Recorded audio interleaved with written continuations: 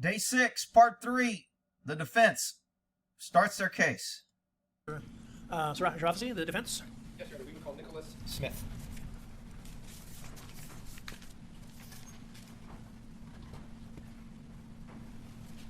I hope they had a talk with Kyle about keeping his composure and demeanor. Sir, will you please state your name and spell it slowly? Nicholas Smith, Nicholas Smith, Smith. And Mr. Smith, I'm not looking for your specific physical address, but where do you... Did he spell his name wrong? Simtth? Is that what he said? Smith. He's got 2 T's in his name, or he spelled it wrong? Man, this ain't starting out good. And Mr. Smith, I'm not looking for your specific physical address, but where do you live? Here in Kenosha. And how old are you right now? 23. Have you ever been adjudicated delinquent in the past? Yes, I believe. How many times? What does that mean? Can you clarify what that means? How many offenses were you adjudged a juvenile delinquent? 1, I believe, as a delinquent. If I told you it was 2? It might be. Okay. Now, are you currently employed, sir? Yes. And what kind of work do you do? I work at factory. Right. And if I could, are you familiar with a business called Car Source? Yes, I am. And how are you familiar with that business? I worked for them. You worked for them? Yes, I worked for Car Source, and I've known the owners for 10 years. And who are the owners? Sam, Sal, their dad, their mom, and their... And Whoa. So see, that's not technically what the 2 brothers testified. They said their dad owns it. They just work there. They don't own it. But from an outsider, he's not necessarily lying. If they've always passed themselves off as a family business and they own it and the mom owns the car, that's an honest answer, but it goes to show those 2 were lying even more because this guy known them for 10 years and he thinks they're all owners. So either he's lying or he's making it up. I don't know. do you remember when you worked for them specifically? 2018 to 2019. So you worked for them 2018 to 2019, but you've known them for about a decade? Close to a decade, yes. And what I want to do, if I can, is direct your attention to August 24th of 2020. Okay? Okay. So that would be the day prior to the shootings involving Mr. Rittenhouse. Yes. On that day, did you have any contact at all with anybody from Car Source? Yes, I did. And who was that contact with? Sam. Okay. Can you explain to the jury what that contact was? The night of the 24th, I received a phone call from Sam stating that his car doctor was on fire and asked if we could do anything. Okay, now I'm going to show you. Now, did they get his cell phone? And did they see if he got that phone call? Did they subpoena his phone records to where he made that? Because that would be huge in corroborating his statement. Because right now, he's just saying that and he's lying, they're lying. But if they pop up with a phone bill on the day that it was burning, and this guy's phone bill, which he can give them permission to have, shows that he made a call or he received a call from this guy, that would be huge. So I'm going to show you, we've heard this at length here, but if I said to you the car doctor has been previously pointed out as this Car Source right here between 59th and 60th, is that fair? Correct. Okay, and that is what is commonly known to you as the car doctor. Correct. All right. And you had said that Sam had asked you for your assistance? Me and one other. Do you know who that was? One other person? Yeah. Yes, that was Justin Hamilton. And to your knowledge, did Mr. Hamilton, had he worked for Car Source in the past? For 10 years, yes. And on the 24th, what were you asked to do? Sam had asked if we could do anything about the fires. Asked both of us. And did you? Yes. Can you tell the ladies and gentlemen of the jury what you did? Approximately around 9 o'clock, I had received a phone call from Sam stating that car doctor was on fire and asked if we could do anything. And then not too long after, I received a phone call from Justin stating that he was going to car doctor to put out the fires. When they arrived, Justin and his son, Austin, who was a previous employer for Car Source as well, when they arrived, we called Sam, and Sam had said that the body shop door, garage door, was unlocked and to gain entry so that we could access the power washers and the buckets with inside Car Source so that we could put out the fires. So, okay, so a few things here that's running through my mind is, why didn't they go? Why did they call these guys? Why was the place unlocked? And this place seems to have a lot of ex-employees. I'm wondering if the prosecution is going to come back and say, what was the terms of you leaving? And why did you leave? Were you fired? What about the other guys, etc.? I would be wondering if he do that, because that would discredit him a little bit, that he has an axe to grind. Was Sam, he wasn't down there with you, is that fair? No, he was not. He just had given you guys information as to what he was hoping that you would do. Correct. And the information as to, well, I'll ask you this way, was the car doctor building locked? No, the front door was, but the back door was not. The body shop door. And did you gain access then to the shop? Correct. He gave us permission. And what did you do upon getting? We turned on the lights inside the building so that I did locate the power washer and all the buckets, and we proceeded to unlock the front door and put out the fires. And we had numerous amounts of bystanders help us as well that were also helping us put out the fires. Okay, so something else that I think the defense should clear up to give this guy credibility is, if he called you and you used to work for him, I'm assuming you left on good terms, or y'all are still friends. He said he knew him for 10 years.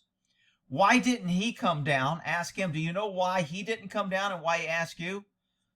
I mean, you want to get this guy so the prosecution can't come in and kind of blow out his testimony.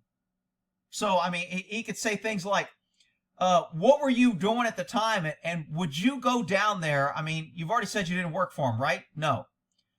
And would you just on your own somehow know that the place was on fire and go down there to put out the fire without being asked? And he would go, no. And that would be reasonable. And the juries would go, yeah, that doesn't make sense. But that would be good to get out on the record so the jury can hear it. Now, on the 24th, was there anybody there physically protecting the business? No. And when you got there, what was the condition? Were there fires going on at that point? Or Yes. And that was at the car doctor location? Correct. So were you able then to combat the fires, deal with those fires? Correct. Okay. At any point on the 24th, did you see anybody associated with Car Source or Car Doctor down there? In the morning of the 24th, yes. Morning of the 24th or the 25th? Not at that night, no, I did not. The morning of the 25th, I did. Okay, so 24th, you're putting out the fires. Correct. You then go. See, when you got a witness like that that's confused, he should have clarified. So the 24th was Monday and the 25th was Tuesday. Did you know? Help the guy out. Your witness is struggling. He's your witness. Don't let him screw up and ask the question the same way. Go home at some point? Correct. What time do you think you left the car doctor? 1 a.m. Around 1 a.m. Anywhere between 12 a.m. and 2 a.m. Now, if I can ask you about the 25th. On the 25th, do you have any contact with anybody from Car Source? Yes, I do. And who is that? Sam. And how do you have contact with Sam? He calls me in the morning of the 25th asking if I could provide assistance to watch over the building later in that night. He called me and Justin Hamilton. So, All right, I would clear that up. How do you know he called the other guy? Did he call you both? Were y'all together? That needs to be cleared up. The defense is probably writing that down. But you want to clear it up before they catch him in it. at that point, he's not asking you to, if I have this right, he's not asking you to put out fires, he's asking for help protecting the business, is that what you Correct. said? And how do you respond to that? I said yes. I can help him. I can watch over the building. And have you at that point kind of formulated a plan on what you're going to do? Yes. And what's that plan? I had called my other friends who also had previously worked there, and our plan was we were going to set up on the roof and stay there most of the night watching the building. And when you say that you had talked to your, or were planning on talking to your friends, who were they? Austin Hamilton, Colin Doherty, and Justin Hamilton. And did you have contact with those people at some point on the 25th? Correct. I'll ask you this way. What time did you get the call from Sam? Early in the morning, anywhere between 8 a.m. to 10 p.m. Not 10 p.m., 10 a.m.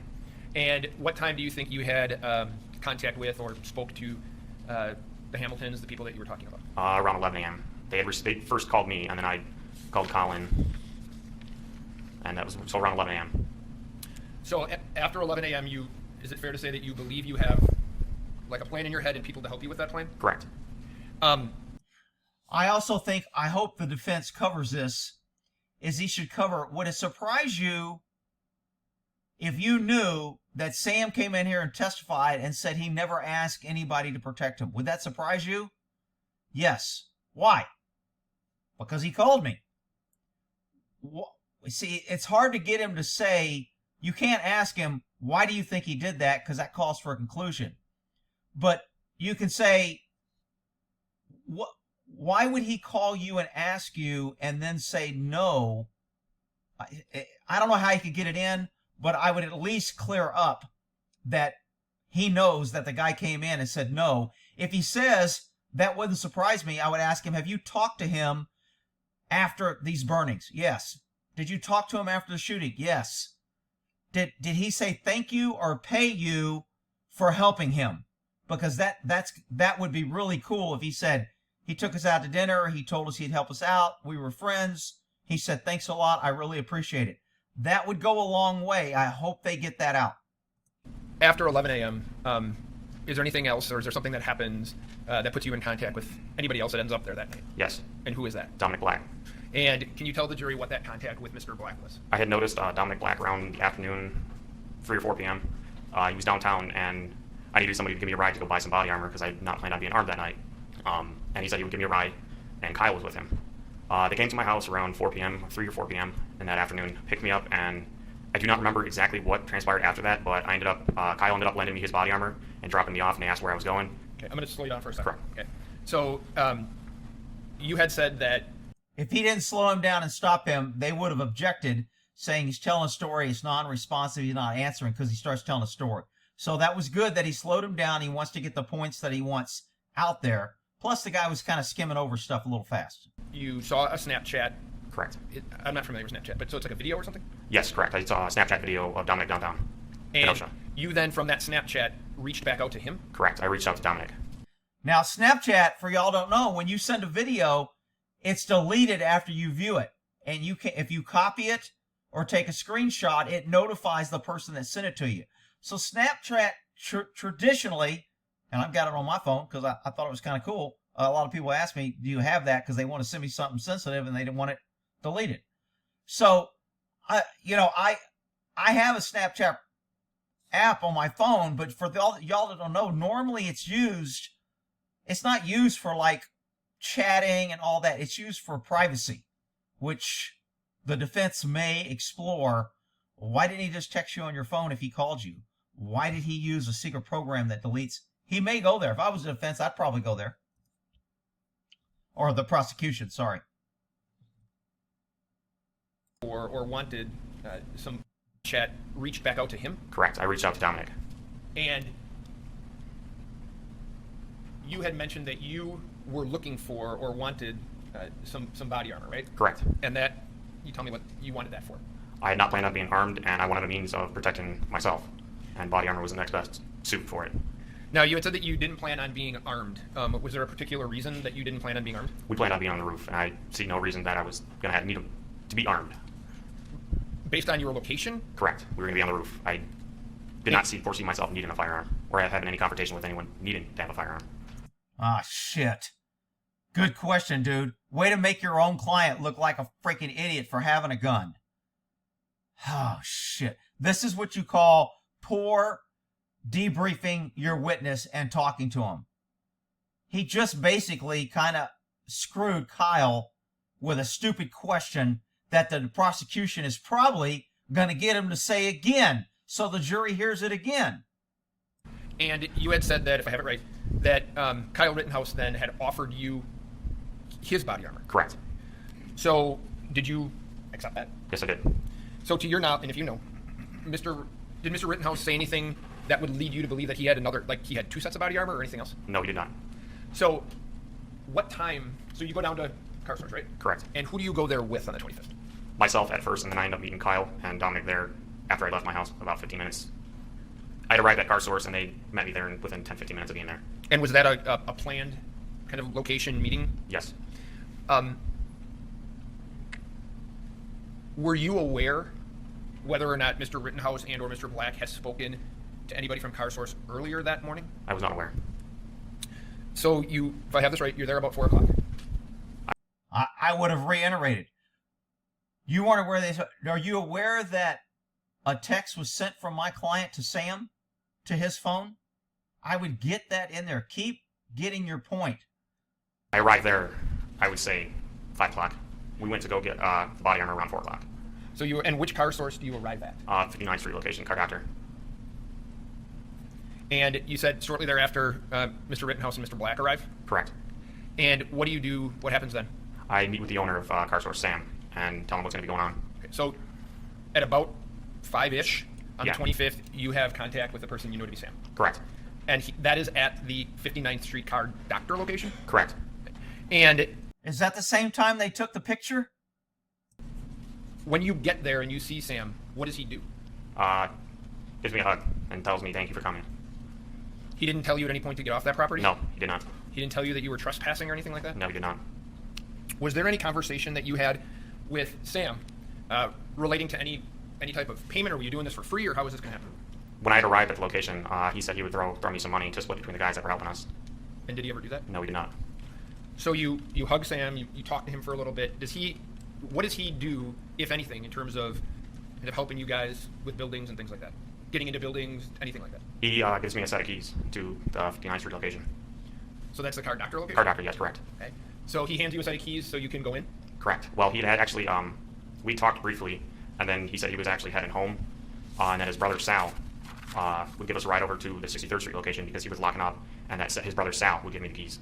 And did you end up meeting up with his brother Sal? Correct, his brother was there. And did his brother Sal then give you the keys? Correct. Would it surprise you that they testified that never happened? Get that in there again to blow their credibility so we know they're lying about multiple things. You had testified that there was a plan, that you had a plan to be on the roof of that building. Correct. How were you planning on getting up there? A ladder. And where was, if you know, how did you know that there was a ladder there? I had previously worked there and knew there were ladders, and Sam had also showed me where the ladders were at the car doctor. And when you say Sam showed you where the ladders were, do you mean on the 25th? Yes, correct. So you then make contact with Sal. Correct. And are there other people there to help you protect the car doctor? Not at the moment. When we had arrived at the 63rd Street location, we'd stood around for about 10 minutes, and that's when another group of individuals in their cars had pulled up and asked if we needed any assistance that night. And what did you say? I said if they want to, we'd appreciate it. Okay. Did you know who they were before they got there? No, I did not. Do you? Okay, so another critical point that I'm thinking of here. This guy just got other people to help him.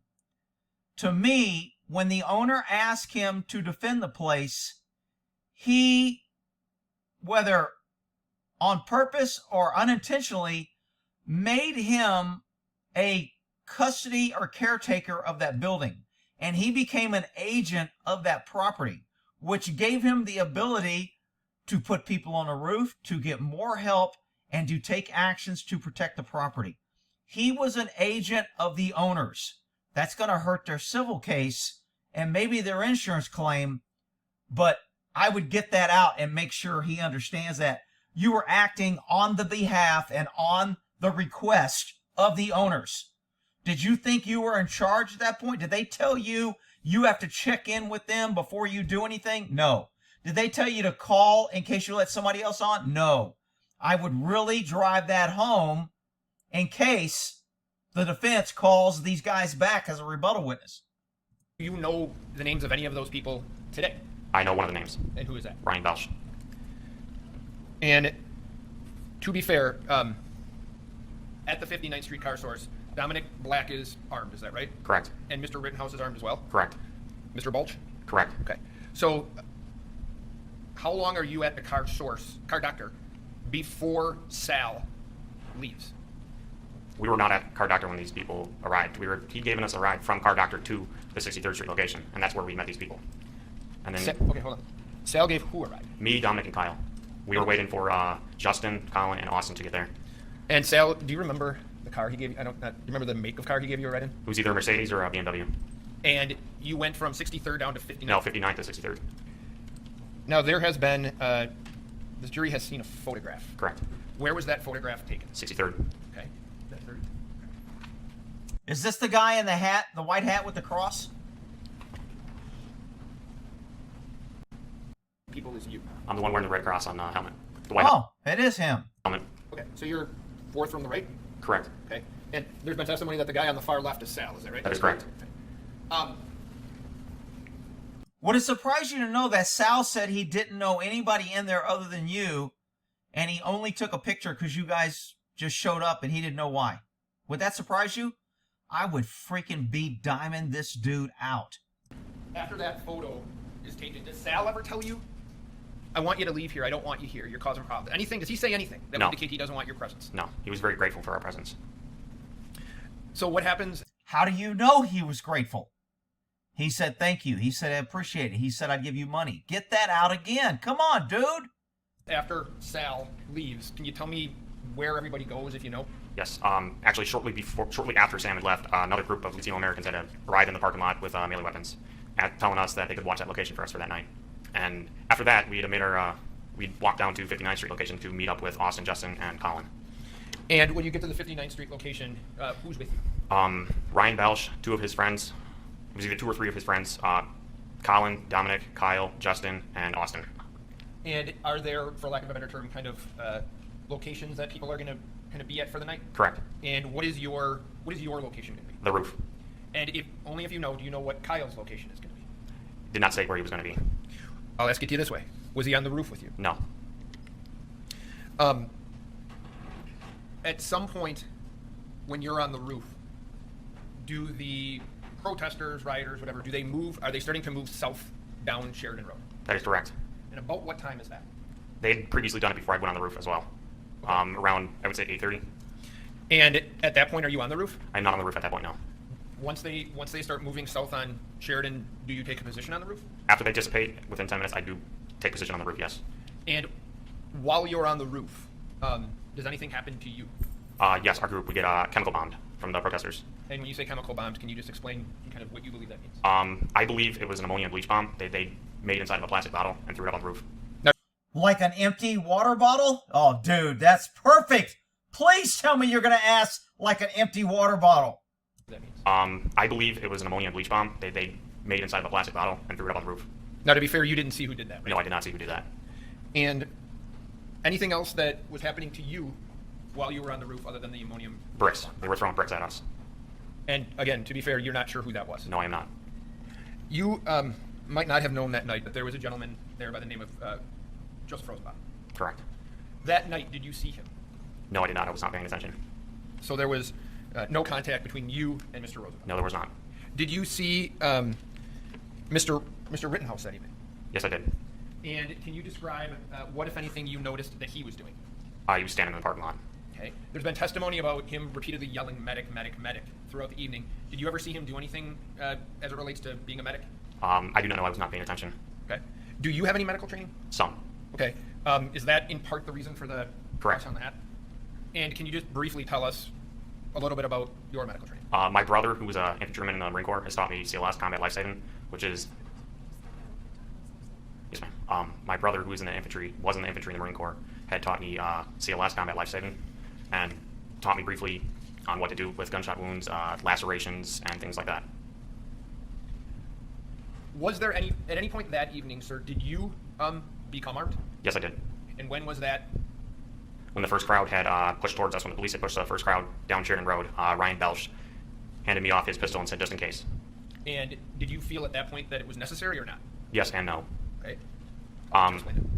Yes, because there was a massive amount of people. I would say anywhere between 150 to 250 people. No, because I didn't see any need to have any non-lethal. Was your location a factor in that at all? Yes, it was. I was on the ground at that point. Okay. Did you then move back up to the roof? I had not moved up to the roof yet. That was when I had moved up to the roof. When the crowd had pushed towards us, the people that were going to be on the roof had, at that time, figured this is a good time to go on the roof because the crowd had dissipated and pushed themselves back towards the courthouse. And that's when we went on the roof. And do you, when you're on the roof, there's been videos shown, do you see Kyle Rittenhouse at any point after you go back up on the roof? On the roof, a couple times throughout the night, I see him walking around. Okay, so you see him, if this is fair, has he left your location and is he moving from location to location? Correct. At some point that evening, then, do you hear what you believe to be gunshots? That is correct. All right, and when you hear those, where are you? I am on the roof. And so, to be fair, you don't see what had happened, is that right? No, I do not. And there's been testimony regarding two instances, one involving Mr. Rosenbaum, the other involving Mr. Huber and Mr. Grosskreutz. Do you see either one of those happenings? No, I do not. Is there a time, well, let me ask you this, when you hear the shooting, do you get off the roof? I get off the roof because Dominic had received a phone call. At the time, I had not known we received a phone call from, and he had stated that we have to leave. It is getting hectic. And the prior events that just occurred, gunshots, we all concluded that was a safe bet, that it was getting crazy, so everybody that was on the roof had now got off the roof. So when you get off the roof, do you see Kyle Rittenhouse? Yes, I do. And where do you see him? inside the shop, sitting down. And how does he look to you? Sweating, pale. Does he say anything? He repeats, I just shot someone, over and over, and I believe at some point he did say he had to shoot someone. What happens then? I tell him to walk outside and turn himself in. That was a safe bet for him. And I told him to walk outside, and he had said I had to shoot someone. And at that point, I left the location because I was in fear that the protesters were going to come to that location. Okay, 1 moment. Man, he missed a whole bunch on this. I don't think he capitalized on this witness near as much as he should have. Mr. Smith, I don't have any other questions for you. Oh my God, dude. Come on.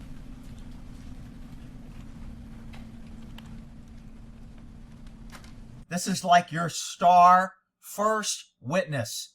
You had a way to blow the 2 lion owners out of the water and drive it home.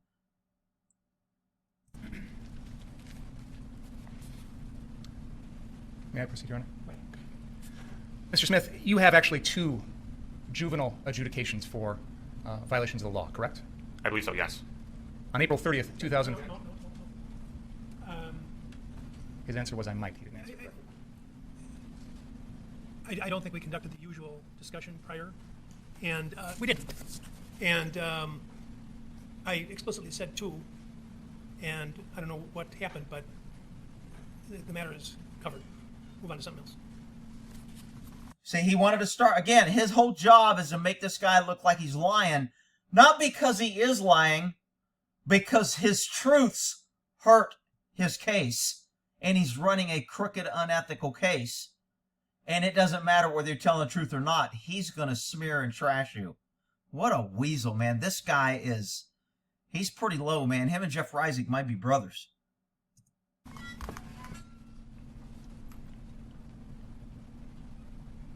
See, his whole page was Mr. about Smith, that. You indicated that you met up with the defendant and Dominic Black and borrowed the defendant's body armor. Is that right? That is correct. Can you describe that for us, please? What is Body that? armor? Yes. It's a plate carrier. It's a vest. Yeah, a vest. So it's not like a suit vest. No, it is not. It's like an armor vest that you would see somebody in the military wearing. What is it made out of? I do not know, but it does have body armor inside it, soft armor panels. I would say it's just like what you see police wearing with their badges. The little vest that goes over them, it's one of those. It's got a steel plate in it. Do you know what it is designed to stop? Or Bullets. protect? What kind of bullets? It was 3A, so 357. Anything up to 357.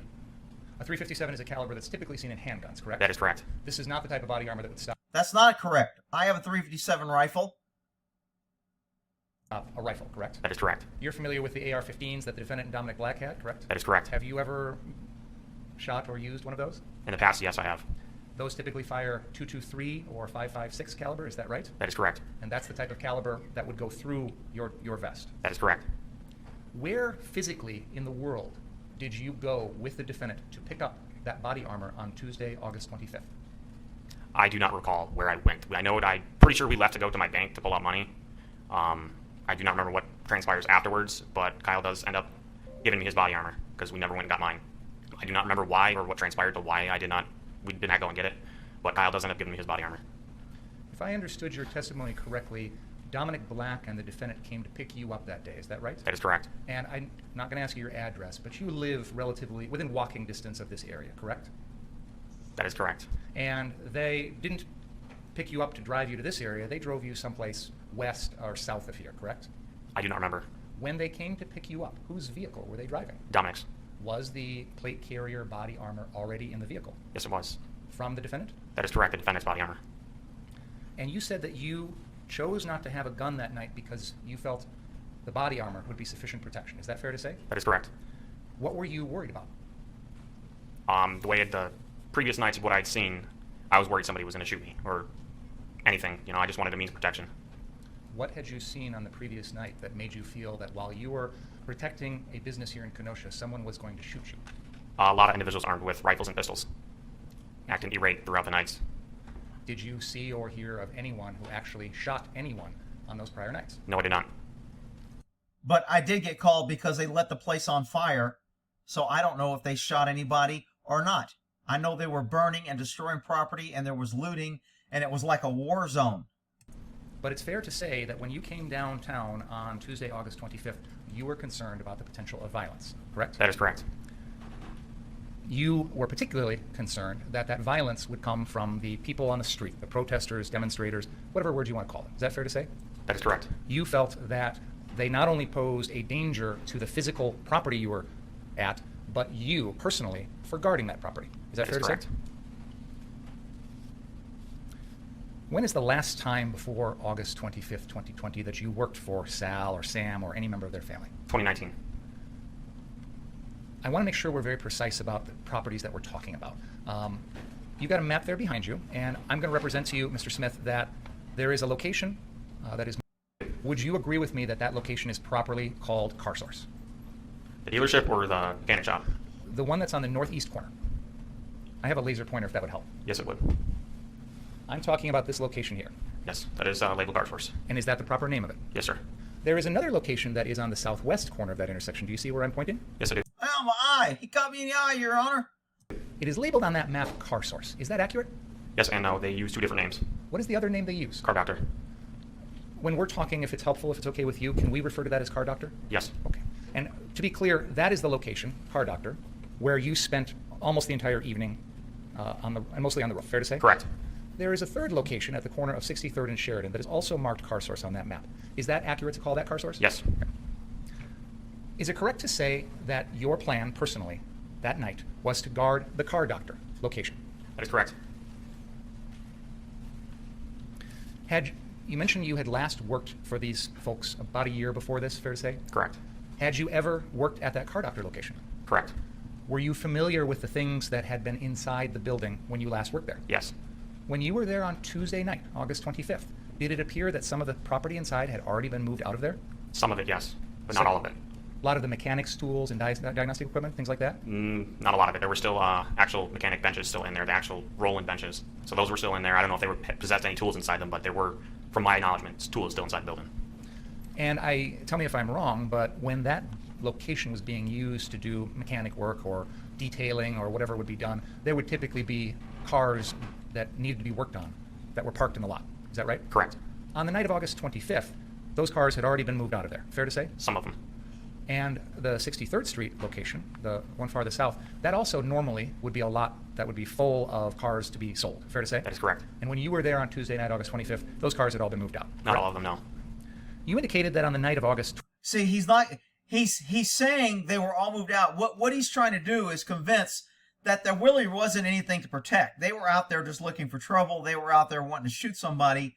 And since they moved the cars out and they moved the tools off, there really was no reason for you guys to be out there. Because, see, he ain't paying for the cars that was there or the building or the insurance or the dumpsters because he's government. So he just wants to make it look like these guys went out there on their own without the owner's permission. The owner wouldn't ask you because he moved everything out. There was no reason for him to ask you. That's what he's trying to imply. He can't say it because he knows it's bullshit. Well, he can say it. He probably will. 24th, you were helping to put out fires. Is that right? That is correct. Was that at the Car Doctor location? Yes, it was. Where were the fires? In the parking lot right next to it. Were they cars that were on fire? Yes, they were. Not the building itself? No. And you said that on that particular night, none of the owners of the company were physically there helping to put out the fires. Is that right? Yes, it is. So they were relying on you and other folks to do their work for them? Correct.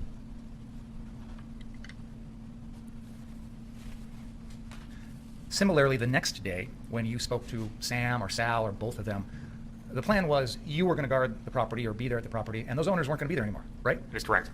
They were going to pay you a couple $100s. Is That is that right? correct. And you never got any of that money? No, I did not. I didn't hear a couple $100s. I thought he was going to throw some money at him. Where did the couple $100s come from? So far, his questions have absolutely nothing to do with what he testified to that hurt his case.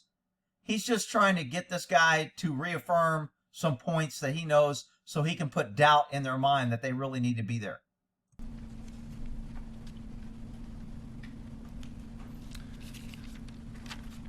You indicated that your personal plan at the Car Doctor location was to spend the time up on the roof. Is that right? That is right. And you didn't feel you needed a gun up on the roof. Is that right? That is correct. Here we go. Correct, I did not. How were you going to protect the building from the roof? I had multiple other friends there with rifles. So they were the ones Correct. who were going to be protecting it with their rifles. Correct. I Probably had a cell phone too to where he called 911 even though they wouldn't come. was providing overwatch. What does that mean? I was watching the building. over. I was watching the building from the roof, making sure that nobody went inside or damaged property on the building. The cars were burnt, so we didn't care about the cars. So whatever cars were left on that lot were a lost cause. All of them. You were worried about the structure. Correct. That entire night, there was no damage to that That's structure. correct. No fire, correct? Correct. No stolen machinery or equipment, correct? Correct. Other than the bricks and the gas bomb that was thrown. You said that you didn't see any reason why you would need to confront anyone with a gun that night. Is that correct? That is correct. Is that because you didn't feel that using a gun to protect a building was appropriate? Oh my God. See, that's why he asked that question. He opened a freaking door for this. And this isn't going to help him. Yes and no. It was appropriate in the needs when the situation would arise, but at the moment, throughout the nights that I had previously seen, was not required. What sort of situation would arise with regard to that car doctor building where you would feel it would have been appropriate to use a gun? It's about in his judgment. What he would consider appropriate for him might be a different judgment than another person could lawfully reach. Was there ever a time on the night of August 25th where you saw a situation with regard to the car doctor building that you felt it was necessary to use a gun? No.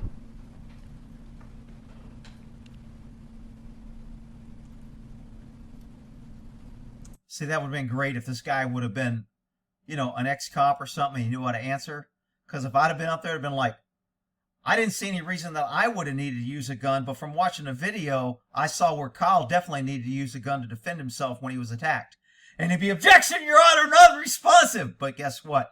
The jury heard it.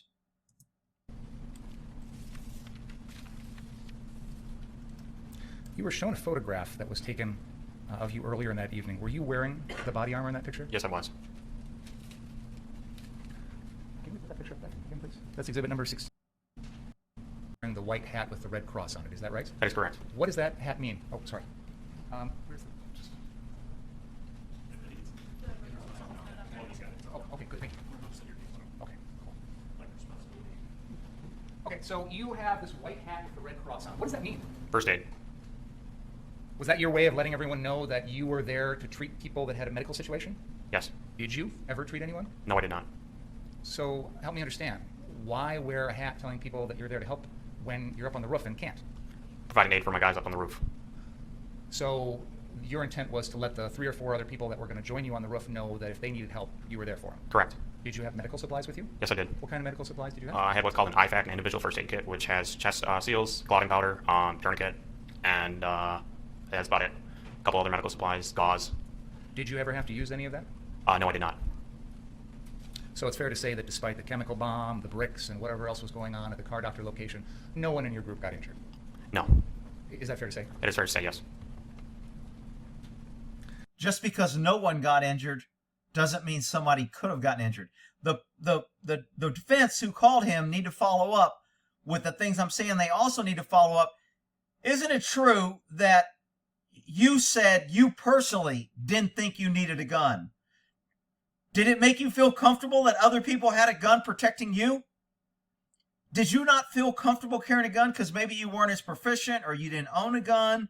Or maybe he's not authorized to carry a gun. If he's not authorized, I'd bring that up too.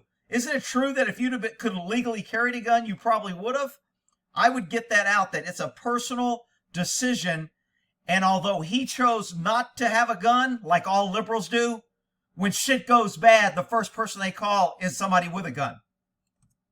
You indicated that once you got up on the roof, you really weren't aware of where the defendant went the rest of the evening. Is that fair to say? That is fair to say yes. You were asked earlier about Joseph Rosenbaum, and I just want to be clear. As you sit here today, a year after all this happened, you know who Joseph Rosenbaum is. I do know, yes. At the time, that night, had you ever heard that name before? No, I did not.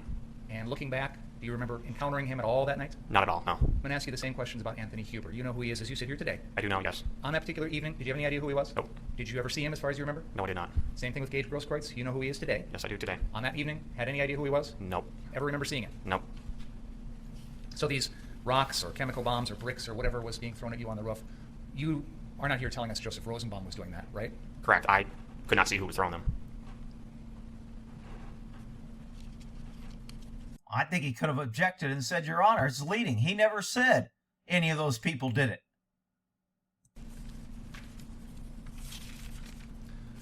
Maybe I misheard you. I thought I heard you say at one point that you had non-lethal? Yes, that is correct. What do you mean by that? Pepper spray and a pepper gun. What is a pepper gun? It shoots pepper spray out of it. I just want to make sure I understand. You listed pepper spray and pepper gun. Are those two different things? I believe at the time that I had it had pepper balls in it. I don't think it was actually like pepper gel. It was a pepper ball gun. And that's something that you carried that evening because you could use that to defend yourself if there was a need. Correct. Deter, not defend. Deter somebody. If the situation arose, I could deter whoever was coming at me. You mean deter, like scare them off or Correct. ward them away? Correct. Did you ever have to use that? No, I did not.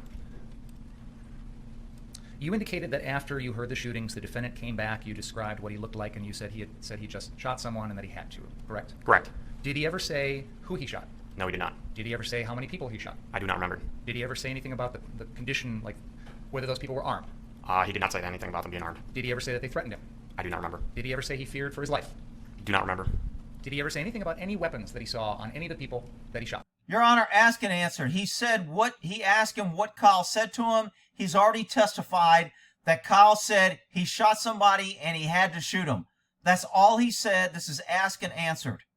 Stop this shit. Don't let him keep repeating this in front of the jury. Man, this defense team is kind of pissing me off. No, I do not remember. And he didn't tell you how many people he shot either? No. I was a little confused by the end of your testimony because in one statement you said you told him to go outside and turn himself in, correct? Correct. But in another statement you said you left because you were fearful the protesters were coming to that location. I left after I told him that. Okay. So help me understand, if the protesters are coming, you assumed these protesters were coming to harm you or the defendant or members of your group, right? Correct. So putting the defendant outside was going to put him in danger, right? Yes, it would have, yes. If the protesters were coming, yes. Did you know whether they were coming? I did not know whether they were coming or not. From the roof, you could see the line of police cars along 60th and Sheridan, correct? Correct. So you knew the police were there? Correct. In fact, by that time of the evening, the police had pushed all the protesters south of 60th, right? Correct. There were no more protesters around that car doctor location, correct? Correct. As far as you could tell, there was no more danger to that building, fair? Correct. Why were you still there? To just watch over the building the rest of the night. I mean, the prior nights, a lot of the stuff had died down, or so we thought.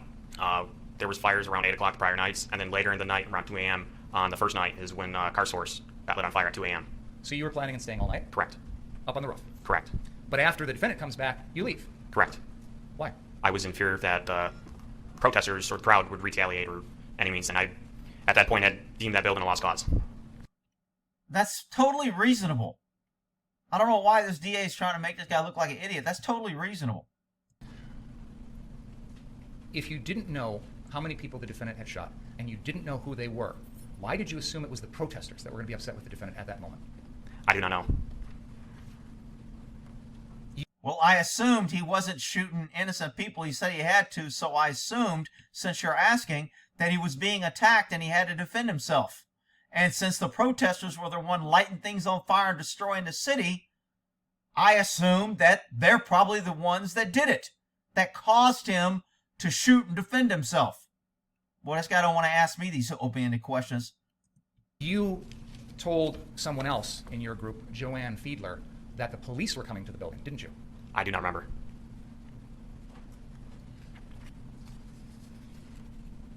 And the old statement comes out. Talking So to you the never police. came back to that location and told Ms. Fiedler that the police were coming to the building, is that correct? I do not remember. I mean, it's been over a year, so I do not remember. This kid seems really credible. I mean, he doesn't seem worried about saying I don't remember. He's not saying it for everything. It is what it is. He's giving the answers. He's not trying to help anybody. Obviously, if you think the defendant should have turned himself into the police at that moment and the police were coming to that building, you would have wanted him to stay there, correct? Correct. I have nothing further. Redirect. I just have a couple questions for you, Mr. Now remember, if they said nothing, the defense would have nothing to go back. This is a big mistake by a lot of attorneys. If you're not going back for something important, don't open the door to give the defense. Because right now, I say the defense, the prosecution. The prosecution is sitting over there discussing, you know what, you should have said that. You know what, you should, well, okay, I'll get them on cross if they ask another question. Yeah, I'll bring that up. So you're giving them a chance to clean up. And so you better be going up there for something important instead of just to go up there and ask some bullshit. Now, I think there's a lot that they could clear up and clean up, but I don't think they will. And my guess is this is going to be not worth it, and they're going to give the defense a chance to come back and maybe get a nice bite off the apple. Mr. Binger had asked you if there was ever a time that night at the car doctor that you felt it was appropriate or necessary that firearms would be used. Do you remember that? Yes. At any point on the 25th, were you ever at the car doctor? Were you ever attacked? I was not. Did anybody ever threaten to kill you at that location? I do not recall, no. Did anybody threaten to kill you to your face, meaning No. they walked up to you and said, "I'm going to kill you"? No. That's a good point. I like where he's going here, because he's saying my client was threatened and chased, etc. Even though you said you didn't see any reason, so he's making that point good for the jury. That's good. Anybody chase after you then? No. Nothing else. Did anybody try to take your gun? Did anybody tell you to shoot me? No. You may step down, sir. Oh, he didn't take another bite. Good. Okay, I think this guy probably helped him more than they hurt him. He was okay. I wish they would have driven home more that the owners are liars. I do. Be seated. Thank you. Good afternoon, ma'am. Oh, hello. Will you please state your name and spell it for the record? JoAnn Fiedler, J-O-A-N-N, Fiedler, F-I-E-D-L-E-R. And Ms. Fiedler, I don't need to know your specific location of address, but can you give us the city that you live in? West Bend. And how old are you, ma'am? How old am I? Yep. 56. There isn't one, I guess. Sorry. Are you employed? Yes. And what do you do? I don't need to know where you work. Just can you tell me I what you work do. in manufacturing. She didn't want to answer that. Annie covered up her answer. How old is she? Anybody catch that? All right. Are you employed? Yes. And what do you do? I don't need to know where you work. Just can you tell me I what work you in manufacturing. do. You were, if I'm right, interviewed by the FBI as it relates to the incident on August 20th. Man, the FBI sure did have a lot of time to interview all these people, didn't they? Wasn't even their case. Wow. The FBI serving and protecting the shit out of you. 25th, 2020. Is that right? Correct. Now, if I could ask you, in the summer, prior to August 25th of 2020, there's been conversations and testimony about civil unrest throughout the country. Was that something that you were paying attention to? Yes. And can you tell the jury what you were thinking about it, what, if anything, you did about it, things like that? Well, I understood when BLM wanted to march, we were all with them and everything, but then they started destroying their own communities, and I didn't believe in that. That really struck me hard. And then the 71-year-old business owner that got beat down, that bothered me a lot. Veterans bothered me a lot, and the elderly bothered me a lot. And children, of course, too, but that just didn't sit right with me. And you keep hearing everybody always saying, somebody's got to stand up, somebody's got to stand up. So was there anything, based on your feelings, that you did in relation to that? Can you repeat that? Sure. Was there anything that you had actually done? Any groups that you started, anything you Oh, yeah, participated yeah. in as it relates to kind of what you were observing? Yes, actually we started a Patriot group. It's United Citizens for Patriotism. We wanted to show support for the country, support for the police, because they were asking to be defunded, support for all the emergency workers that were going out there into these riots, cleaning up, firemen, so just everybody that serves their country, our community Oh, okay. I think I know where she's going. Kyle probably helped or worked with her. services, and just show support for them. And we just stood out with our flags to let everybody know that we were thinking of them, we were there for them. We tried to do food drives, we tried to get the fire department involved, we got the police involved, but everything was limited, or they weren't able to bring out their trucks to do community things because of COVID. And prior to August 25th of 2020, did you know who Kyle Rittenhouse was? No, Had you ever had, to your knowledge, any contact with him whatsoever? no, none. And so this group that you had talked about, that you had stood out and kind of waved flags, were there other people, relative or as it relates to this case, that were part of that group? Yes, there was Dustin and Danton. Okay. So me and Danton more or less started it with another guy in the area, and then just more people came up to see what was going on and just talking to him and what we were standing there for. We met Dustin that way. Does the name Ryan Balch mean anything to you? Yeah, he had walked up one day when we were standing, I think 3 weeks or end of July, beginning of August, walked up in his military uniform and started talking to the guys. I didn't really have communication with him at that time, but he was talking to the guys and made friends with them. So if I could then kind of direct your attention to 24th, 25th of August, was there a time then that you had made a decision that you were going to come to Kenosha? Yes. And when was that, if you know, when was that decision made? Just after seeing all the violence and the fires going on, I just got a phone call and said, hey, we're going to go down and help protect businesses. Do you want to come along? And what date was that, if you remember? I think it was the 25th, correct? I'm not, you tell me.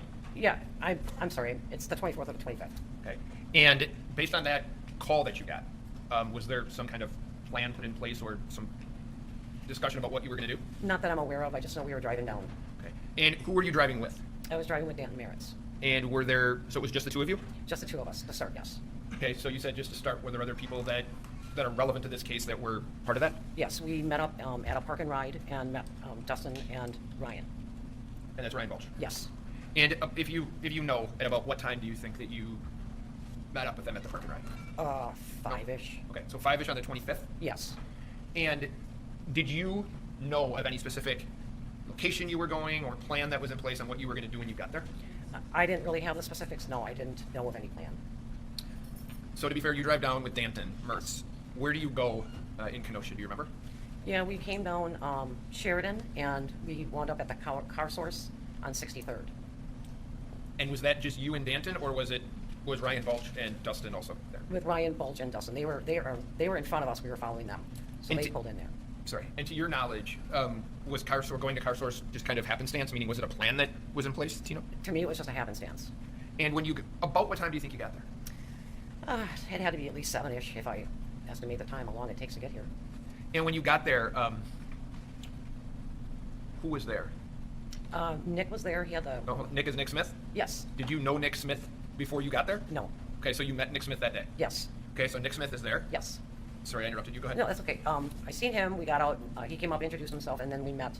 What Nick introduced us to was the owner of Car Source. Okay. And do you recall that person's name? I didn't. He gave me like the full Indian name. I wouldn't be able to repeat that. I don't recall. Okay. When he was introduced to you, did he do anything? Did he just shake your hand? Did he just look at you? What did he do? Oh yeah, he was happy to see us. He was crying. He was thanking us, and I even commented. I heard you had cars that burnt down because we did drive by that when we came up to that business. And he had told us that he had over 100 cars that were burnt that night. So, No, I'm sorry. When you said he was crying, there's crying, happy crying, sad crying. Do you recall? no, it was sad crying. I don't know if it was sad or happy. I know he was happy to see us, but I know he's sad about his 100 cars, the situation. So she comes off pretty credible. She doesn't really have an agenda. Doesn't look like she was prepped, and she has to kind of think about her answers, and she's not really given spontaneous, quick answers like it was rehearsed. So she's being a pretty good, credible witness to me right now.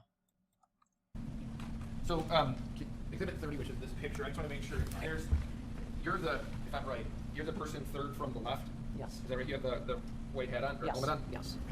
And is the person that's on the left of that picture, is that the person who you would say was crying? And is that who that Yes, is? that's the man that Nick introduced as the owner. And after you were introduced to the owner, what happened after that? Did he stay? Did he leave, if you know? He just disappeared. I didn't see where he went. He just disappeared. We parked our cars and just met back there then. Now, is this the location that you met Kyle Rittenhouse at? Yes. And I think you had said you had met him before, but was he there when you got there? No. So he showed up after you were already there? Yeah, I believe we actually took 2 pictures before Kyle showed up. And if you recall, of those people, who did he show up with, if you remember? Dominic, which I think is on the right of Kyle. The guy that's on the far right? Yep. Your far right? Yes. And was there so after you take this picture, is there kind of a plan in place on what you all are going to do? Just from what I remember, Nick wanted to split us up. He mentioned there was 3 businesses, and he wanted to split us all up, and one group go here, one group go there. Did the person on the far left, the owner of the car source, did he ever tell you to leave? Did he ever say that to you? No, not at all. Did he ever tell you that you were trespassing and he didn't want you there? No, not at all. Did you feel So welcome? you leave, and where do you go? We walked up to the 59th in Sheridan business. It was kind of kitty corner where he had all the cars burnt down the night before. Okay, and who, if you Bringing this lady in kind of dispels that all these people were boogaloo boys wanting to take over the government. She just doesn't fit the profile. recall went with, That was Nick and me and Dustin and Danton and Ryan. I think there was another kid in there which I don't recognize, and then Kyle and Dominic. now, if you know, was there any discussion about? You said that the owner said, or somebody said there were 3 locations. Was there a plan to protect all 3? Were you just assigned to one? Do you know how that kind of played out? As far as I recall, it was just to protect the one on the 63rd in Sheridan, and the other one was on the 59th in Sheridan. And you went to the 59th? Yes. So when you get to the 59th in Sheridan, are you armed? Yes. Okay. And what are you armed with? I carry a .380 pistol. Okay. So in that picture, is that pistol somewhere on your person? I don't know if it was yet. But you're not disputing that you had one. No, I'm not disputing that at all. And when you go to the 59th Street car source, where are you located? Meaning, we've heard testimony about people on the roof, people on the ground. Where are you? Oh, I'm on the ground. And can you tell us who else is on the ground with you? Kyle, Dustin, Ryan. Yeah, 4 of us were on the ground. So how close to you is Mr. Rittenhouse at the 59th Street address? Maybe 5 or 10 feet to my left. So at that location, he's standing near you for at least a portion of the night? Yes. And when you see him at that location and he's with you, what is he doing? He being Mr. Rittenhouse. To begin with, or? Well, you guys are just there on 59th as the night is progressing, right? Yeah. Is he doing anything? Is he staying there? Is he leaving the property? What is he doing? No, he was staying there. We were all staying there. Okay. There's been conversations about, and I'll ask if you look at that picture, there's that little orange box in front of him. Is that right? Yes. Okay. Was there any time during that evening that you saw him doing anything other than simply standing there? Oh, yes. Okay. Can you tell us what you saw? Yeah, I'm sorry. There was other people that did walk by before, like, the bigger crowd of the protesters came through, and he was offering medic services. We had a girl walk up that, I don't know if she broke her ankle or twisted her ankle, that he actually helped bandage her up so she could walk out because her boyfriend had to kind of carry her. And when he did that, when he was doing that, did he ever ask you for any assistance in terms of, as it relates to his firearm? Yes. And what did he ask you to do? He just asked me to hold on to his gun, and I did. So he would take it off, if I'm hearing you right, he would take it off, and then while he was working on whoever had walked by. Good point. Yes. And So far, see, they've been painting him as this crazy gun guy running around not helping people. So this is good, but it's not like, an oh shit moment. It's not the smoking gun. that evening, do you remember seeing the man in the front? Yes. Okay, we're talking about the man with the red shirt on. Correct. Okay. Did you know who he was that night? No. You didn't know his name? No. Okay. Do you remember him from that night? Very distinctly. Okay. Can you tell the people on the jury why you remember him? I remembered seeing him with his red shirt, and the thing that caught me was the green earring. And this was when BLM had just come down in front of us, and there was some other gentlemen that were talking with Ryan. They were talking, things were calm, and I saw him, and it was kind of a back and forth because I had some of the female protesters that were standing in front of me taunting me. So they were doing Black Lives Matter, right? And I just wasn't taking a side. I was just there to protect the business. So I would look and survey and go to them, and I would look and survey, and I would see Rosenbaum standing there. And I saw the plastic bags in his back pocket. I didn't know what it was. And then, can I go on? Well, is there anything that he had said that evening that you took notice of or would remember? Yeah, that's the part I was kind of getting to is, Okay. I know you guys call him Mr. Yellow Pants, and that's kind of what we called him. He jumped up on the car, and everybody started screaming, get off the car, and Black Lives Matter was screaming, and he was shouting, and Rosenbaum started shouting back at us that he's going to, pardon me, Judge, for saying this and everybody else, but he was going to kill us motherfuckers, motherfucking niggers, and cut our hearts out. The gentleman on the screen there said that? Yes, multiple times. And Woo-hoo-hoo-hoo! That's kind of a pretty good smoking gun. I mean, we haven't heard testimony that so far the defense has been able to lie and manipulate on how poor Rosenbaum was just out there running in the direction and he got shot for no reason. Wow. what was your group's response to that, if any, when he said that? None. You kind of are frozen at the verbiage and the threats coming out of him. I mean, the whole night was quite shocking, but we didn't really do anything. We just kind of stood there. You have to ignore that.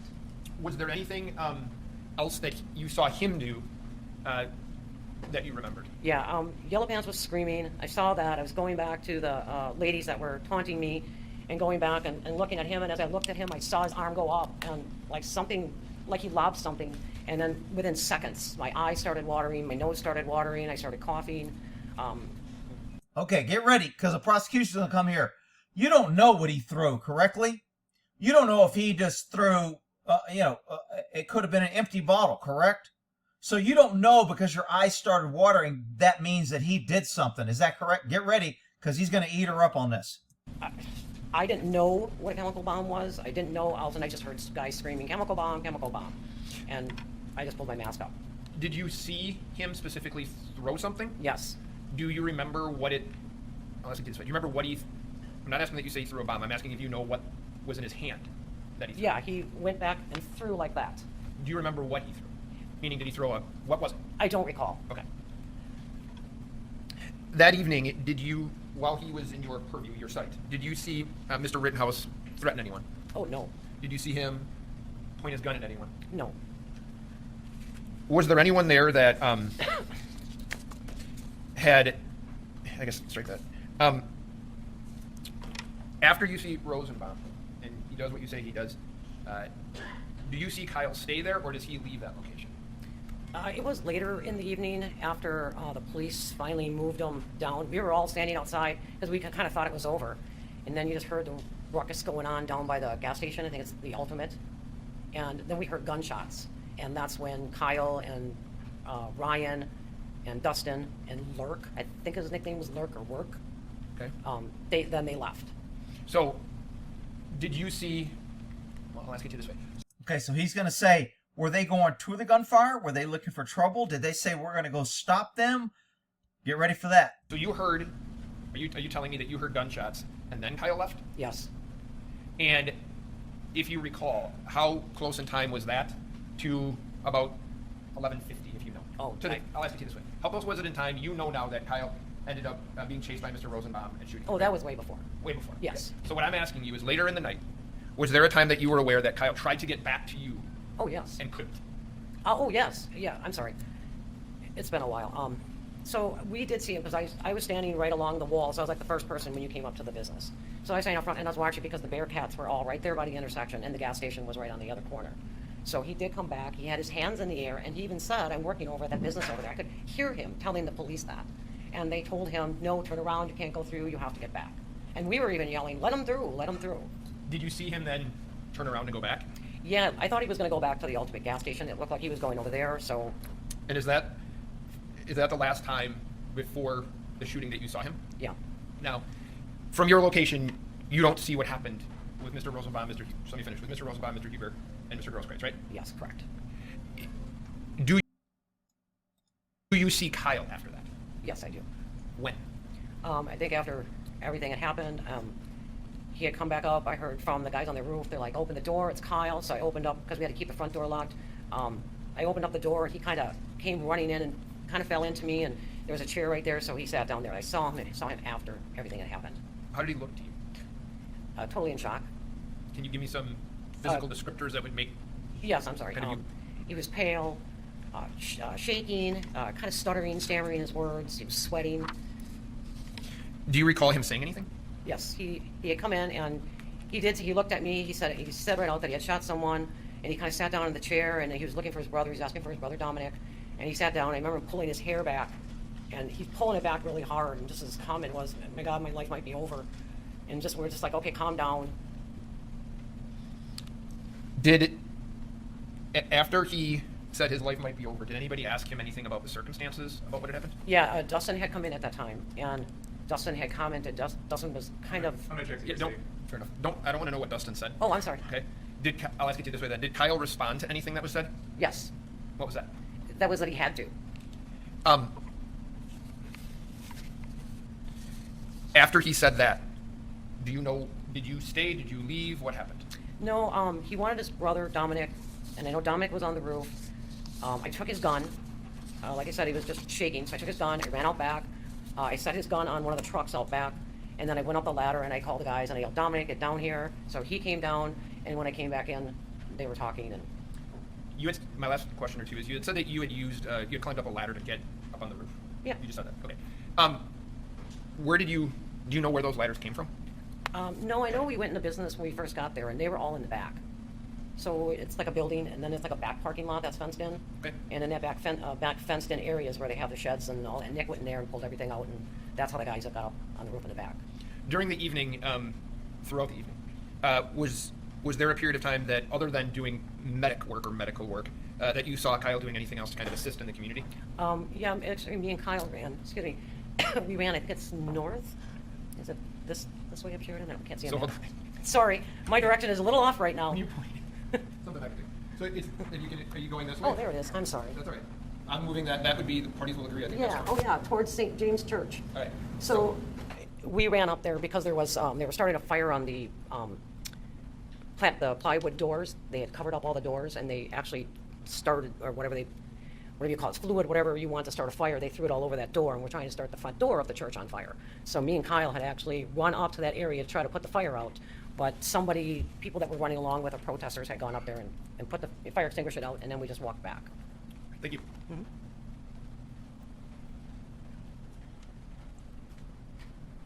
He doesn't want to beat So, this Mr. person up Fiedler- and look bad in front of the jury, so he'll probably be being fake and all nice, and he'll sucker her in.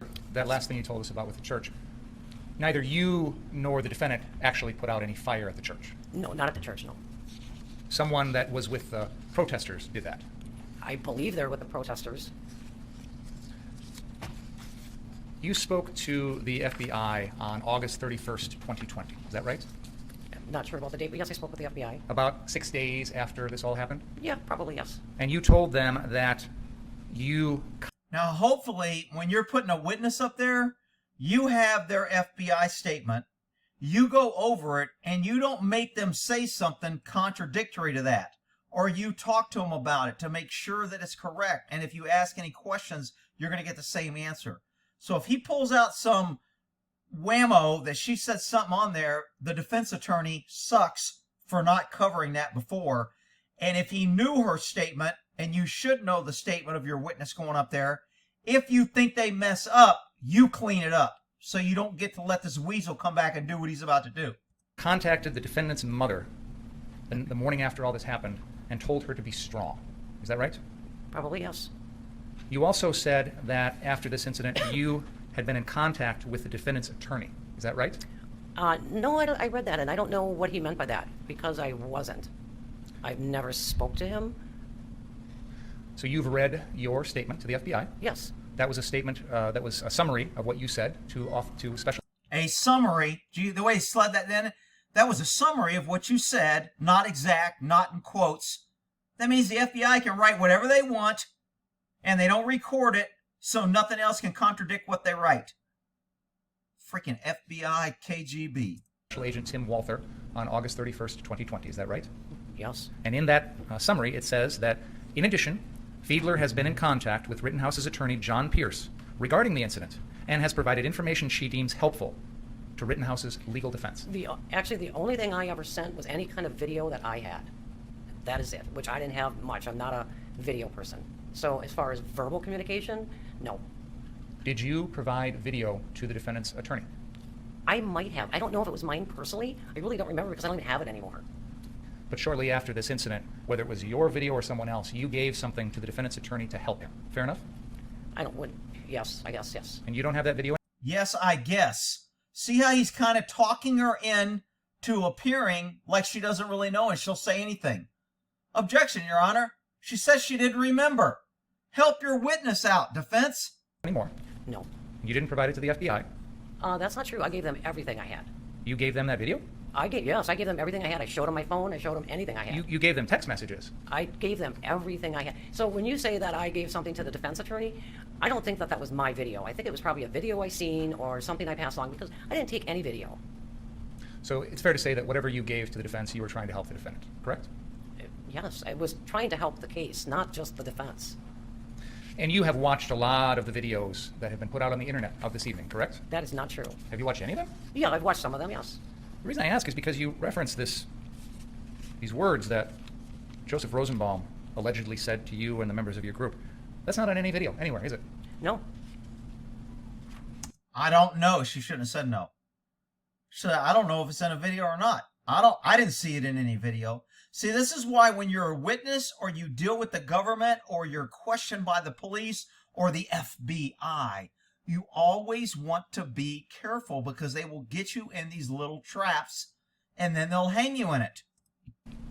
So you are from West Bend, correct? Yes. You don't live here in Kenosha? Nope. You don't work here in Kenosha? Nope. You've never worked at CarSource? Nope. Never bought a car at CarSource? Nope. Probably never even heard of CarSource before this? No, I haven't.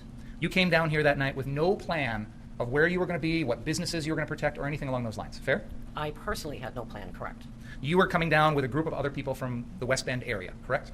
Yes. You knew there was a curfew in place that night. Actually, I didn't. You knew that they were closing off the on-ramps off the interstates so Yes. people couldn't come in from out of town to our community like you, correct? Yes. In fact, that's why you came down a little earlier to try and beat that, didn't you? No. Your Honor, he's asking compound question. He said so she could come in, they were closing in ramps like you. Which one is he asking her, and let her answer? Come on, defense, take care of your damn witness. That is not true. You brought along a 3 earlier to try and beat that, didn't you? No, that is not. From out of town to our community like you, correct? Yes. In fact, that's why you came down a little earlier to try and beat that, didn't you? No, that is not true. You brought along a .380 pistol. Yes. You were going to use that to protect property. And myself, yes. How are you going to use that pistol to protect property? See, here's where they want to paint. You people with guns had already decided or think that it's okay to shoot somebody if they break a window. And that's why Kyle went out there and shot people over property, because they want to distance him from the self-defense theory, and that's why he shot. It's just a sleazy. I hope you people are seeing how sleazy this DA is and how sleazy this prosecution is. I mean, this is almost criminal and conspiracy to obstruct the judicial system. I mean, this is just outrageous. Sometimes the presence speaks louder than a lot of things. The presence of what? The presence of having the gun and being there at the business. Were you openly carrying the gun? Yes, I was. So you didn't have it in a holster or in a I did waistband? have, yeah, I'm sorry. It was on my side in a holster. But you figured if people saw that, they'd be scared off. Somewhat, like I said, it's a presence. It's knowing that somebody's in the area, on the ground, standing there. It's kind of a deterrent to keep them away from the business. And you'd agree with me that the AR-15s that the rest of the group had was an even bigger deterrent, correct? A gun is a gun. Good for you. He didn't want that answer. He's trying to bait her, and she's actually doing pretty good. But her defense attorney is freaking just letting her hang in a wind. I hate that shit. And, well, a gun's not just a gun. How many guns are you familiar with in your life? Quite a few. We grew up with them. Including rifles? Rifles, shotguns, yes. everything. AR-15s? Yes. So you understand there's a big difference between an AR-15 and a pistol, correct? Between an AR-15 and a pistol, yes. There's a size difference. One's much bigger, correct? They can all do the same thing. One's much bigger, correct? That's what your wife said about her boyfriend. Well, I'm sorry. Never mind. Go ahead. Size doesn't change what can happen or what it does. Ma'am, did you hear my question? Yes, it is much bigger, yes. Can you please answer it? I'm sorry, yes. The AR-15 fires a different caliber than handguns, correct? Yes. It fires at a higher velocity, correct? Yes. It is capable of doing damage to a target much farther away than a Yes. pistol, correct? Yes. In fact, AR-15 rounds are capable of penetrating body armor, correct? Oh, I did not know that. Okay. So you followed this group of people coming down from the West Bend area to the 63rd Street car source, is that right? Yes. Before you got there, you had no idea where you were going, you didn't know anything about cars. What is the purpose of beating up this woman?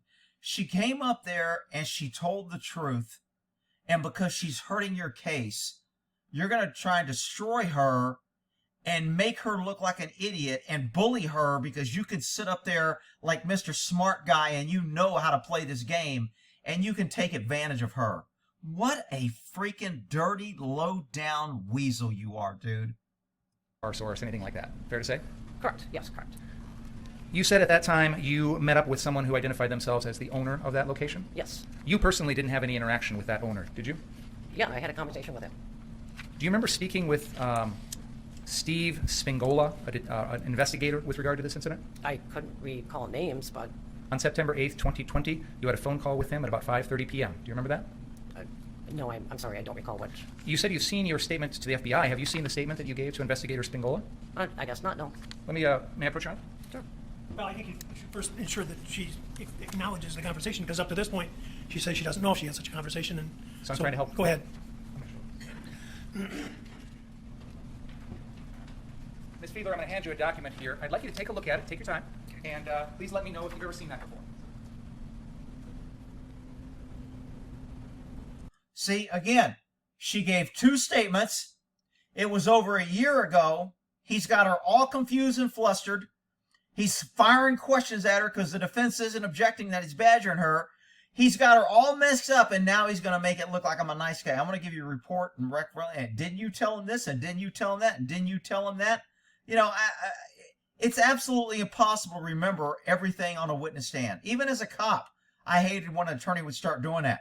Well, you were there. Don't you remember that? Don't you remember who took a leak and when? No, I don't. You don't remember who went to the bathroom? No, I don't. I mean, it's just bullshit.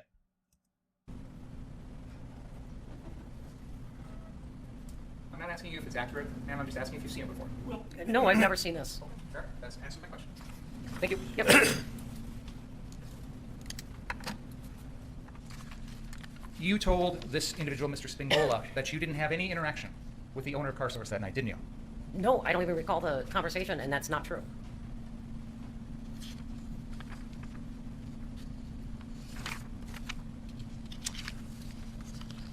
Why don't you pepper spray her, Mr. DA?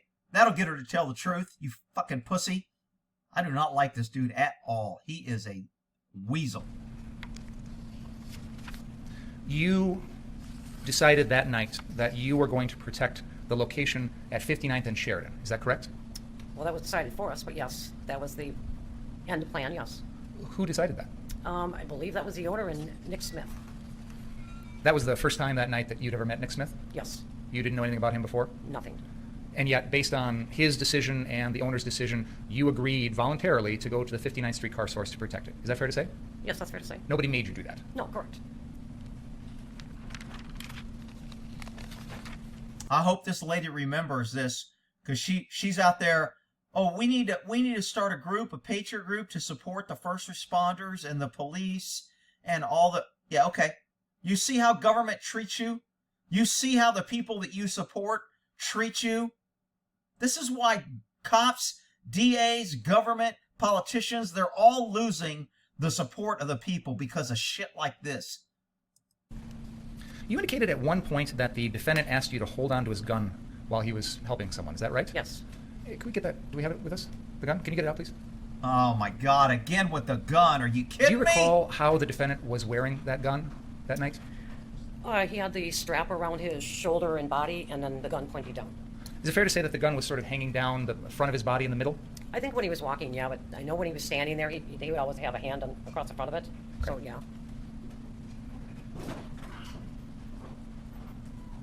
I'm going to ask. I'll see you. Why don't you step a little bit this way? Ms. Fiedler, can you 15 when he was on the 59th Street property, if you know? Well, the strap was over his shoulder. Okay. Yep, on your neck. Would the gun hang loose or would he hold on to it? Just like that. Okay. So holding it with his right hand on the pistol grip Yes. and sometimes holding it with his left hand or not? That could be, I don't recall. Okay. I'm pretty sure that's how. But when he was holding it came time for him to help someone out, he took it off and asked you to hold on to it? Is that Yes. right? Okay. Thank you, Dr. Detective. Oh, that was really effective. Man, we could not have got the answer to that question without that gun. Theatrics. Bullshit. I mean, this DA is horrible.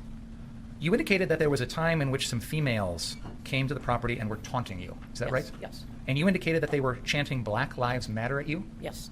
And you took that to be them taunting you? No, they were saying other. So now I'll make her out to be a racist. I'll get her out with those white people. I'll make the jury hate her some way, this evil woman that went out there to help and is just testifying because she was subpoenaed. Yeah, I'll ruin her life. What a fucking asshole. things. Okay. You'd agree with me, though, the only thing you've told us so far is the words Black Lives Matter. Yeah, but I could go into the whole story, but we'd be here for a while. You also said that there was a man wearing yellow pants who jumped up on a car. Is Yes. that right? Was that one of the cars that was on the lot? Yes. And the members of your group told him to get off the car, didn't Yes. they? And in fact, pointed a gun at him while telling him to do that, correct? He pointed his gun at us first. Oh, the man in the yellow pants had a gun? Yes, he had a gun. He And had then, a couple guns. And then your group pointed guns back at him. I don't know who pointed a gun at him. I don't know if they did or not. I didn't. I was busy watching my areas. So you indicated earlier that you brought along your pistol to protect yourself and property. Is that right? Yes. No, you said it was to protect property. She says she brought a gun. See how he slid that in, and now he's got her agreeing that she bought the gun to protect property. People don't talk to freaking government. I'm telling you. How are you going to use it to protect property? It is lawful to be armed while protecting one's property. It is not lawful to use deadly force in the protection of property. And it's important that we not get confused.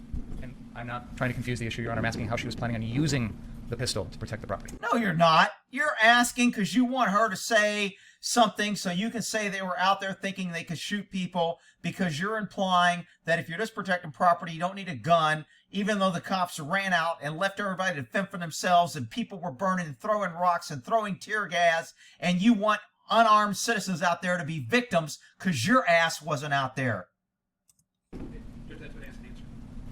I don't believe. I think I was going to come back to it. How are you going to use that pistol to protect property?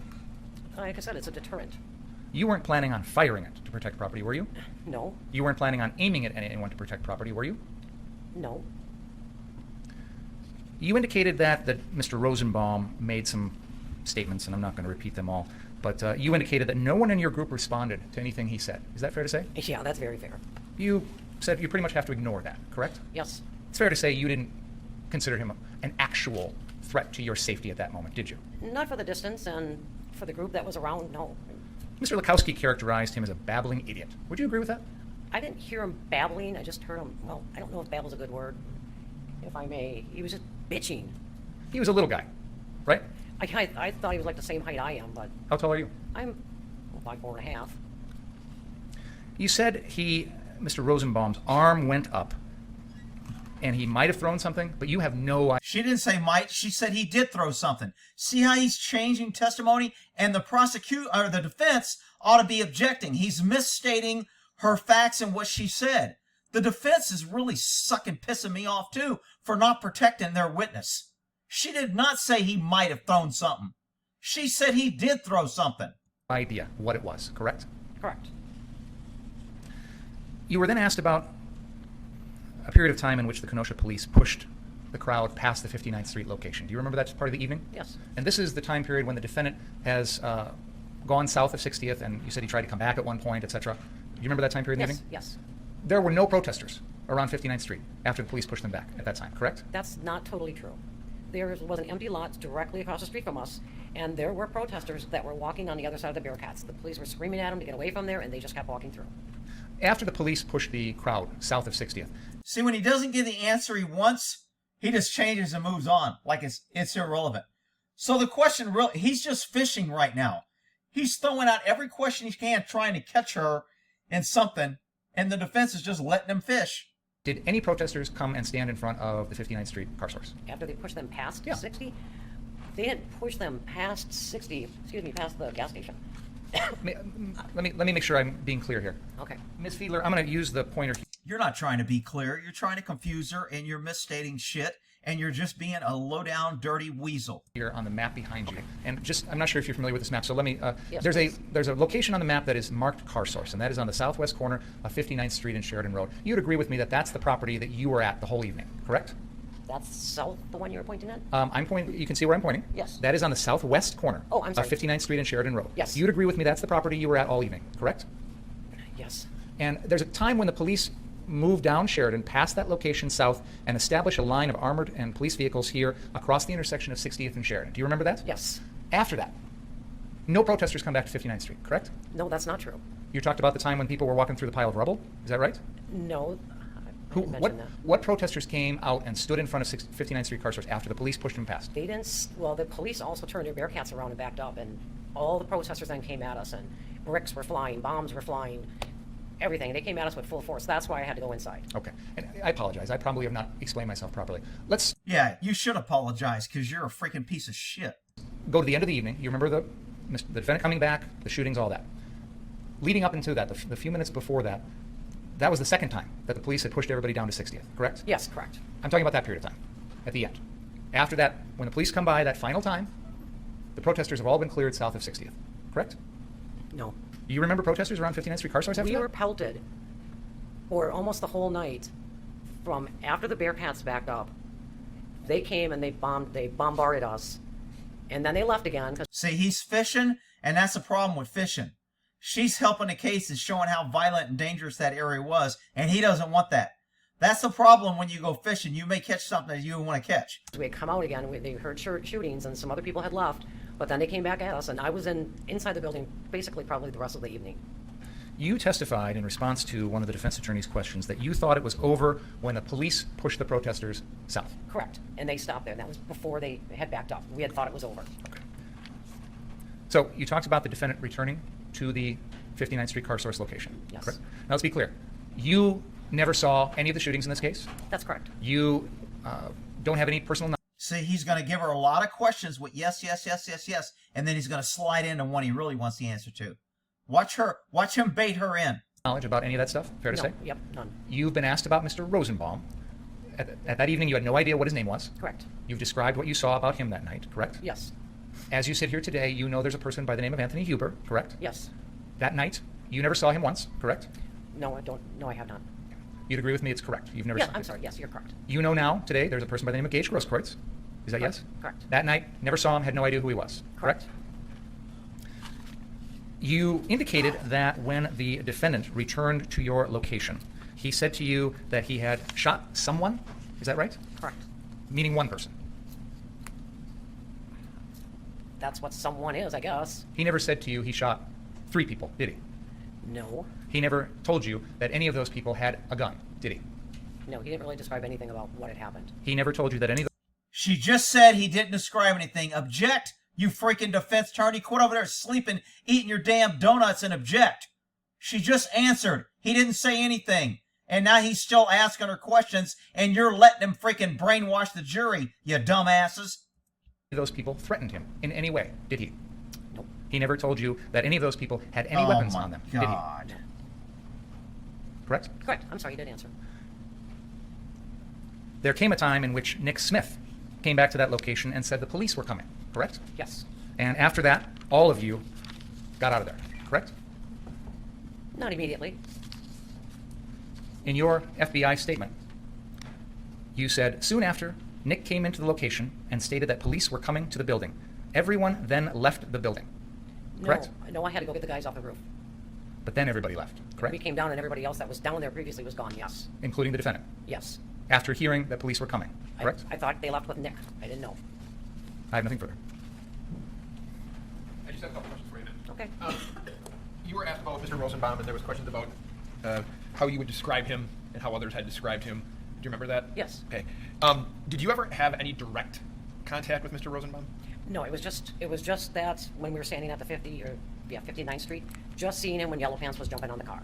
So Mr. Rosenbaum had never directed, if I'm right, had he ever directed any threat specifically to you? No, not specifically to me. Had he ever physically ran after or chased you? No. When you said that you were being harassed, or I think that's the word you used. Haunted. Haunted, sorry. What were some of the things they were saying to you? They were calling me out. Come on, Blondie, come on out here. Not so tough, put your gun down. As soon as I didn't give them their power sign, they just got a little bit more aggressive. Because they were actually kind of friendly at first. Everything was very friendly at first. When you, Mr. Ringer said you never actually saw Mr. Rosenbaum throw anything. Remember him asking for saying that? Yes, I remember. Okay. Is this fair? After you saw his arm move, did you see a gas bomb explode? I believe that it landed on the roof. I don't know because immediately, like, the eyes started watering, the noses started running. So I can't say that I saw anything like that. No. And Mr. Binger was asking you questions about you never, what Mr. Rittenhouse didn't say when he got into the building, right? He didn't tell you specifics about what happened. Is that true? Correct. But he did say that he had to do it. Is that right? Yes. I don't have anything else. Any question? Here we are. Mr. Felmy. Let's take a break, folks. Please don't talk about the case during the break. All right, we'll end that one there. I guess I'll make a part 4. I think this is part 3. Maybe it's 4.